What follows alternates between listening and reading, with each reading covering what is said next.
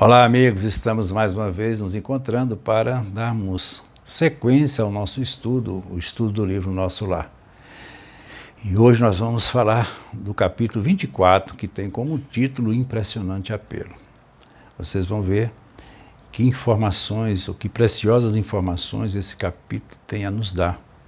Fatos que talvez muitos desconhecessem e que agora vão tomar conhecimento de como realmente tudo aconteceu e a importância que tem o mundo espiritual nos projetos e no comportamento humano. Em todos os sentidos da vida, nós nunca vamos estar sós. Sempre haverá uma certa influência, seja no sentido positivo ou negativo, desses espíritos que estão muito ligados ao projeto Terra e que estão muito próximos de nós. Então o capítulo começa dizendo o seguinte: ligado ao receptor, suave melodia derramou-se no ambiente, embalando-nos em harmoniosa sonoridade. Vendo-se no espelho da televisão a figura do locutor no gabinete de trabalho. Após alguns instantes ele começou a falar. Era uma transmissão feita por aquele aparelho que André Luiz achou muito estranho e que lhe chamou muita atenção lá na casa de Lísias.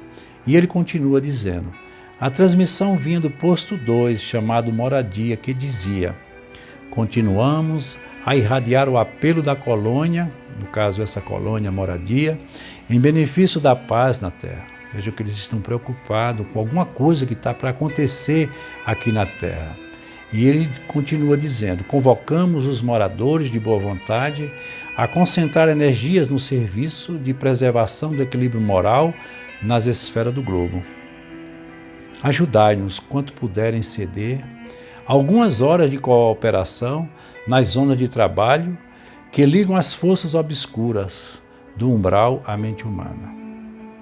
Negras falanges da ignorância, depois de espalharem os focos incendiários da guerra na Ásia, cercam as nações europeias, impulsionando-as a novos crimes. Olha que revelação interessante.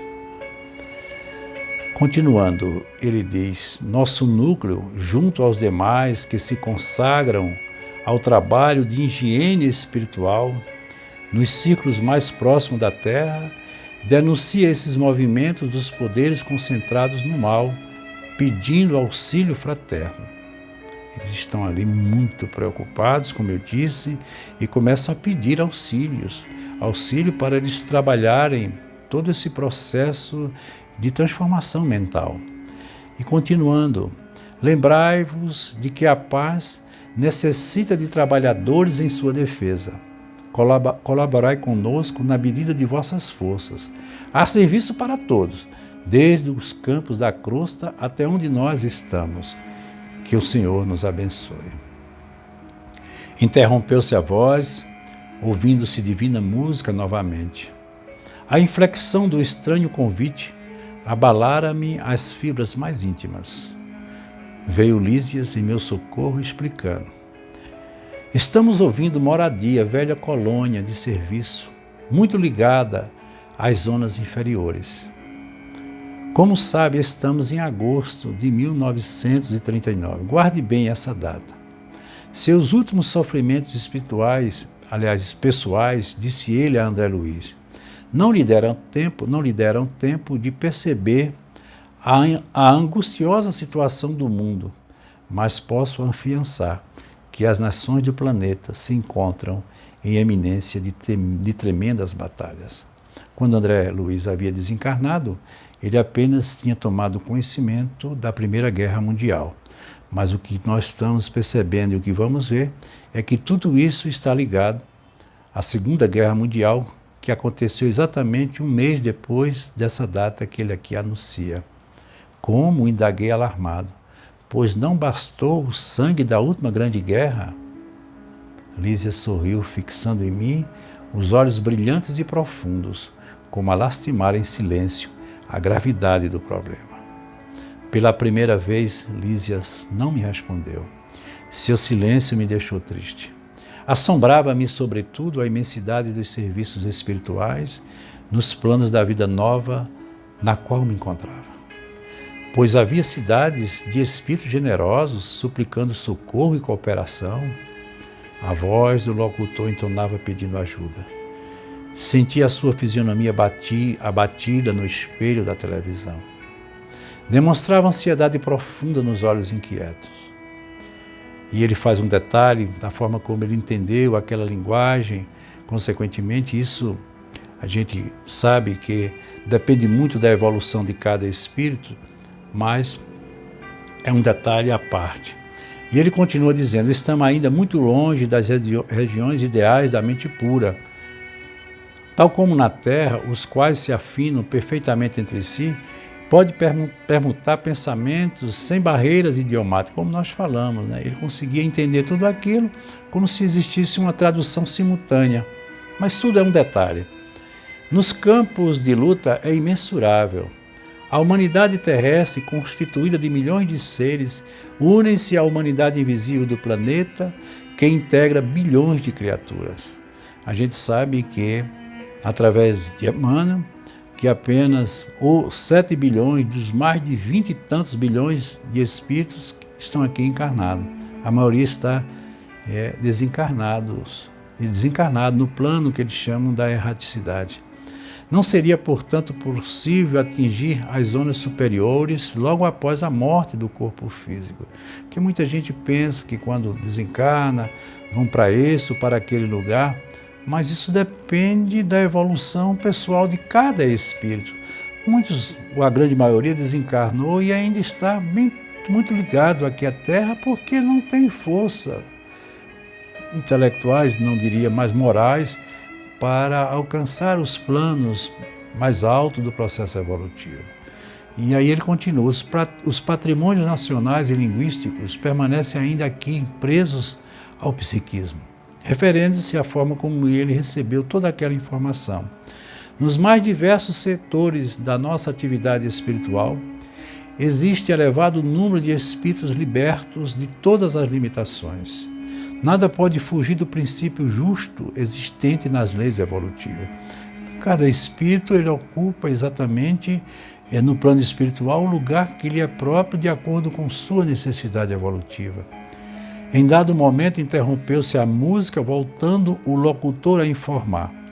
Continuamos a fazer o apelo da colônia em benefício da paz na Terra. Nevoeiros pesados pairam nos céus da Europa. Forças tenebrosas do umbral penetram em todas as direções, respondendo ao apelo das tendências mesquinhas do homem.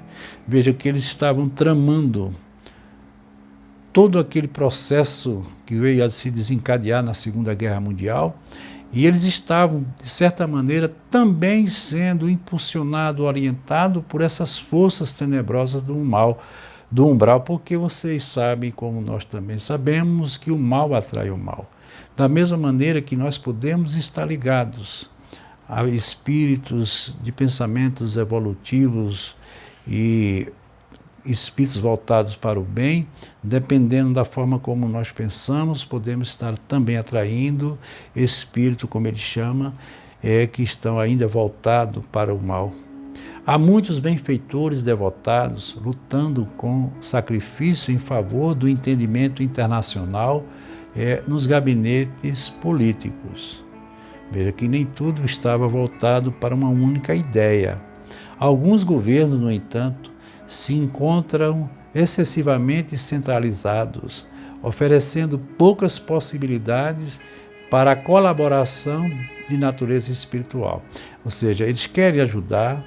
Há uma forte tendência para que esses espíritos se aproximem, mas pela maneira como eles estão pensando, é como se eles fechassem as portas mentais, não possibilitando que essas ideias que seriam de paz, de harmonia, penetrassem em suas consciências. E ele diz mais: sem o controle emocional, caminha esses países para uma guerra de grandes proporções, como nós vamos saber e ficamos sabendo que foi exatamente a Segunda Guerra Mundial. Queridos irmãos amados, continua, dos planos mais evoluídos, auxiliamos a preservação da tranquilidade humana. Calou-se o locutor e voltaram as melodias.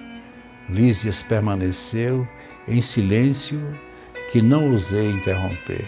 Após 5 minutos de harmonia, a mesma voz voltou a informar. Continuamos a irradiar o apelo da colônia em benefício da paz na Terra. Companheiros e irmãos, invoquem o amparo das poderosas fraternidades da luz que presidem os destinos da América. E eu faço aqui uma ressalva. Por que essa fraternidade da luz presidia ou estava presidindo os destinos da América? Porque a América não estava envolvida em todos os processos que a Europa estava, onde havia uma predominância do poder, do egoísmo, e, consequentemente, isso fez com que os conflitos aumentassem através da inveja, e, consequentemente, essas barreiras foram sendo criadas e, consequentemente, o que gerou o que nós tomamos conhecimento, que foi a devastidão dessa Segunda Guerra Mundial, que chegou a dizimar mais de 80 milhões de pessoas e principalmente jovens. E ele continua: cooperai conosco na salvação de milenários patrimônios da evolução terrestre.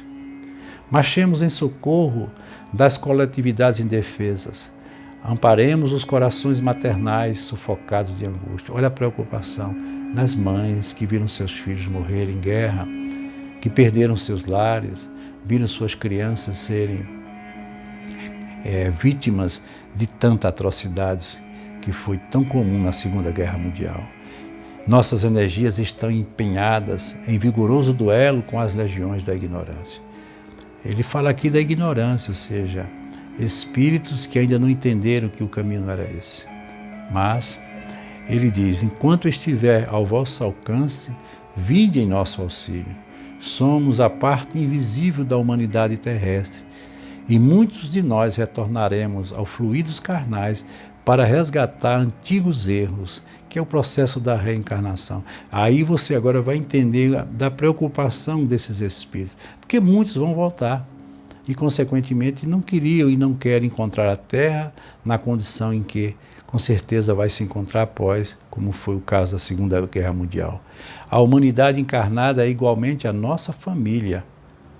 Estejamos unidos numa só vibração. Contra o assédio das trevas, acendamos a luz. Contra a guerra do mal, movimentemos a resistência do bem. Rios de sangue e lágrimas ameaçam os campos das comunidades europeias. Proclamamos a necessidade do trabalho construtivo, aumentando nossa fé. Que o Senhor nos guarde. Olha que apelo dramático está sendo feito para evitar essa tão terrível guerra. A essa altura, Lísia desligou o aparelho e enxugou discretamente uma lágrima que os seus olhos não conseguiram conter. Num gesto expressivo, falou comovido: grandes abnegados, os irmãos de moradia. Tudo inútil, porém, acentuou triste, depois de ligeira pausa. A humanidade terrestre pagará em dias próximos terríveis tributos de sofrimento. Como eu disse, 1 mês depois iniciou-se a tão temível e terrível Segunda Guerra Mundial. Não há, todavia, recursos para a tremenda catástrofe? Perguntei sensibilizado. Infelizmente, acrescentou Lísias, em tom grave e doloroso. A situação geral é muito crítica. Para atender às solicitações de moradia e de outros núcleos que funcionam nas vizinhanças do umbral, reunimos aqui numerosas assembleias, mas o Ministério da União Divina esclareceu que a humanidade terrena, como personalidade coletiva, está nas condições do homem insaciável, que devorou de maneira egoísta o que deveria compartilhar. Olha que coisa interessante.